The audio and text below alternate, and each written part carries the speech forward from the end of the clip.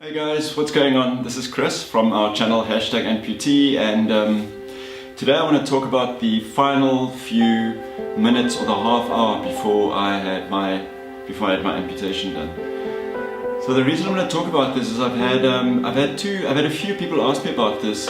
I mean, not only on YouTube but also in daily life from time to time. People saying, Chris, what was it like to make the decision to have your leg amputated? And I've never really given it as much thought as I have in the last week or so, for a number of reasons. The first is that James contacted me in the comment section and asked me specifically to talk about this. I also found a YouTube channel, and on this channel I spoke to or communicated with Jo, who had posted a video just before she had a leg, I think about 8 or 10 days before she had a leg amputated, and it got me back to thinking what it was like in those last few days before I had it done. So I remember being in hospital, and particularly the half hour before amputation, my wife was there with me, and she was more distressed and more emotional than I was at that point. I think partially because I'd come to the decision and probably worked through a bunch of emotions internally. And we kind of joked that about a few things. The one is, we kind of hope they don't cut off the wrong leg. So what I did was, bear with me, I took a black marker, and I did a little dotted line on the leg that was going to be amputated, and an arrow on it, and I write here. Like this. And on the other leg, which I'm not going to do now, I wrote "not this one." And that kind of, I think that bringing a bit of humor into it on that day made it probably took away some of the tension. In the final few moments, so in the half hour countdown, there was a discussion, and my wife was really emotional about all of this, but in the final 5 or 10 minutes, I was by myself for a while, and I reflected on the hope lost during the 4 years that I would be able to keep the leg. And although I'd made a very informed decision, and I know now it was the right decision, it wasn't as though there wasn't a sense of loss, and I wasn't reflecting on aspects of that loss. And it's interesting now when I think about it, what it was that came to mind. And two things that I can think of right now is my kids were still small, and a huge sadness that I wouldn't be able to do the things that I'd imagined long before I got married, and in the days that I was thinking of what it would be like to have kids, and wanting to be a really active dad and do things with them and for them.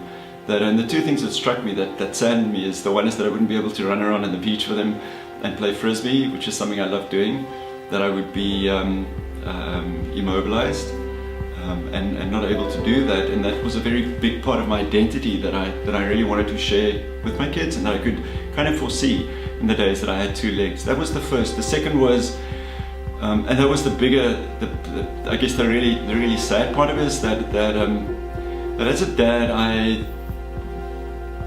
really always pictured the ability to sit in front of the television with the kids, or playing outside and then getting tired and falling asleep in the living room, or outside, or wherever we'd be at that point, and being able to pick them up, carry them, walk up the steps, and put them to bed, and kiss on the cheek, and just the ability to be able to do that as as a sense of a protector, or somebody that was able to provide the safety that I had hoped at that point that I could provide on a physical level. So that was those were two of the I think sadder aspects at that point that I was reflecting on. So the operation took place, and of course I was out, and post-op in the area outside the theatre where they wheel you to, where you come to. I first thought I wonder where my wife is, and they wheeled the bed outside, and she was right at that point, the closest point she could get to, without stepping inside the area where they do the surgery. And internally I felt quite relieved and quite curious about what the possibilities would be, and almost a sense of wonder of what would happen next. And but when we arrived outside, she was in tears, really emotional and sad, and it was a sense of relief, I think, that something had come to an end, and probably a reflection, and I think a sadness for the situation, and for things that the two of us would never experience on many levels again, that we had experienced when we were dating or in the earlier years of our marriage. And what I will do is I'll bring out to the next vlog, and we'll talk about it from a family perspective. I've had a lot of requests from people to talk about this with family members, and what they experienced and what would be helpful from a family perspective for the amputee. So the question then I got from James was, well, what happened after the op, the half hour after the op? Well, obviously I was wheeled back and they checked vitals, and my first curiosity was about what it would look like.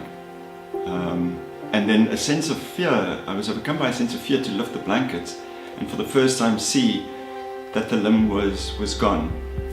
But of course did so and lifted the blankets, and there was the stump with some bloody bandages, but there it was. And I think that image, I remember, was quite jarring. The finality of it's gone, there's no more possibility that you would run again or do the kind of things that you know we could do as a fully able-bodied person. And that sense of finality at that point struck me. What did amuse me, however, was when I tried to lift it, was because it was like 7 or 8 kilos that they cut off, was how light everything was. And now when I tried to move it, the stump shot up like a loaded spring, and just my sense of wonder. Something else I remember is when I got out of bed and I wanted to put on my pants, as I moved my leg as though there was still the stump, as though there was still a leg, and I actually bent down to try and pull the pants around the foot. And that shows, it just shows how the mind is wired to think as though you have all your limbs. So that was quite amusing. I think that there was quite a lot of acceptance at that point about what my predicament or my situation was, and the definition of acceptance that I really like, or that I think is very accurate, is that acceptance is letting go of the hope that things could have been different. And at that stage I definitely completely let go of the hope that I would run again, or be able to carry my kids, or run on the beach and play frisbee, or many of the other things that we dream of doing. I just want to add to that I'm going to keep this video short, but I want to add to that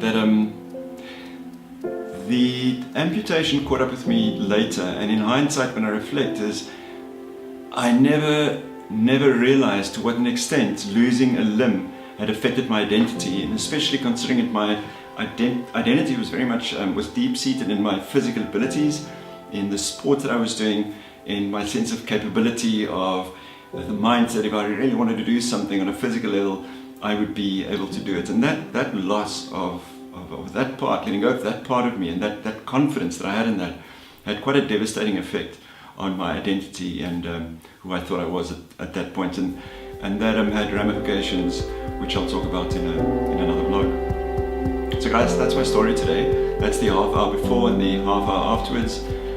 So generally, all in all, I think what helped me was that I'd come to a point of acceptance by that stage, that this is what it was, that there was a finality about it, and that I was ready to meet the new situation post-op with a sense of wonder and curiosity over what would be possible.